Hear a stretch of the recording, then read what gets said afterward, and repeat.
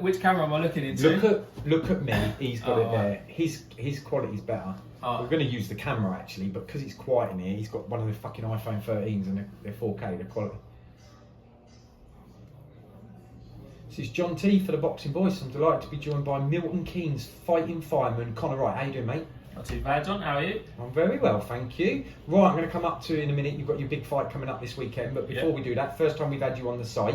Tell us a bit about yourself. I know you're now up to 8-0. I think last time out you were on a Billy Joe Saunders card. Yeah, that's it. So 8-0, unbeaten. Now gone up to super middleweight, and next week we'll see what comes out, and hopefully we'll put the super middleweight division on notice.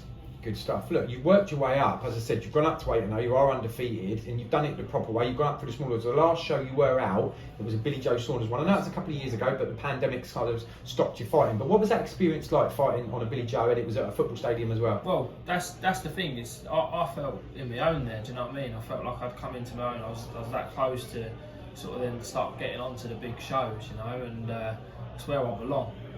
I want to be on those big shows again. So we've got to have this one at York Hall. This is another big show, and then I want to start pushing on so I can get onto those big stages where everyone gets to see how good I am. I'm going to come on to this week's event in a minute. Tell us a little bit about your background with the firefighting as well. I think the fans will be quite interested to hear that. I know you've got really good support from the firefighters as well as Milton Keynes as a whole. Yeah, so when I last boxed, it was the day I found out that I got into the fire service. So that's my career, you know, and that's the most important thing to me. So I actually took a back step from the boxing to go and get through training centre, get through all the college and everything, and then when I joined, we then had another fight lined up, but obviously then COVID happened. But yeah, so been a fighter now for just over 2 years, and did I say fighter or firefighter? I don't know. I've been a firefighter for just over 2 years now, based over in Luton for Bedfordshire Fire and Rescue Service, and it's absolutely cracking. It's the best job in the world, and it works nicely alongside the boxing. To be honest with you, I've got my own little dysfunctional family on the station. They're all coming to show me support next week, so big up the Green Watch, thank you.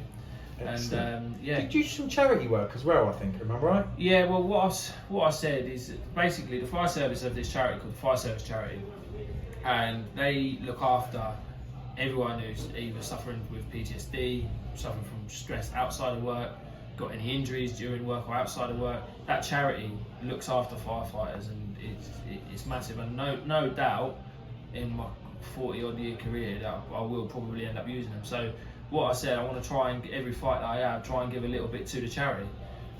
So if I can do that, it's it's ideal really, do you know what I mean? Because I'll end up using them, so they get their money's worth out of me. Yeah, superb. So I hear you sold a lot of tickets for this weekend, is that right? Yeah, just over 200 people coming from Milton Keynes, from the fire service, coming from all over the gaff. Even got people coming in across seas to come and watch us. So It's absolutely massive for me. The interest is still there. 2.5 years out of the ring, you know, the interest is still there, and it's just going to be noisy, mate. We're going to take the roof off of York Hall.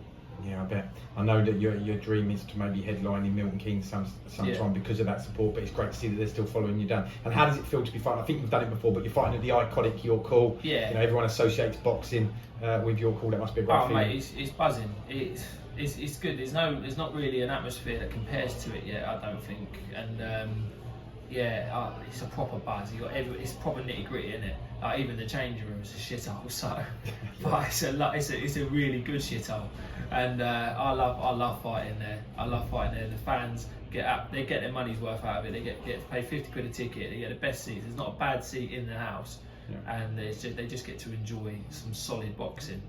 Yeah, good stuff. Let's talk about your gym for a minute. You've changed gyms, where we are now. We're in Northampton. You're at the Shoebox with James Conway. Great gym, thriving with some big TV fighters. You've got Kieran Conway in here, you've got Ethan James, primetime kind of TV fighters. It's supposed to be great mixing with these kind of guys. Yeah. So nice. It's a good gym. You know what I mean? It's like I come from Hoddesdon, which is a fantastic gym. I can't fault it. Mm-hmm. It just didn't work for me logistically where I live, and it just didn't work. You know, I've got no issues with the gym at all. They're, to be honest, a cracking bunch. But down here, it works for me. You know, I'm learning a lot.